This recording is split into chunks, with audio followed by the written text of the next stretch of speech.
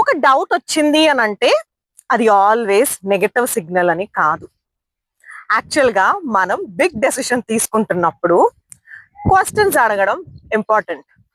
Surroundings గురించి అవ్వచ్చు, natural factors గురించి కావచ్చు, ఫ్యూచర్ మెయింటెనెన్స్ గురించి కూడా అవ్వచ్చు.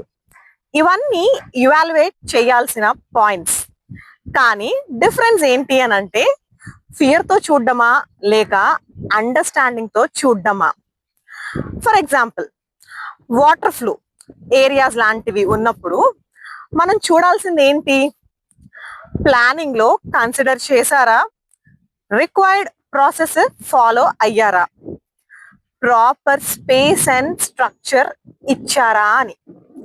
నేచర్ ని మనం కంట్రోల్ చేయలేం, కానీ రెస్పాన్సిబుల్ గా ప్లానింగ్ తో రెస్పెక్ట్ చేయొచ్చు. ల్యాండ్ చూసేటప్పుడు మీ మైండ్ లోకి వచ్చే బిగ్గెస్ట్ క్వశ్చన్ ఏంటి? షేర్ చేయండి. మేబీ నెక్స్ట్ వీడియోస్ లో ఆ టాపిక్ గురించి డిస్కస్ చేయొచ్చు.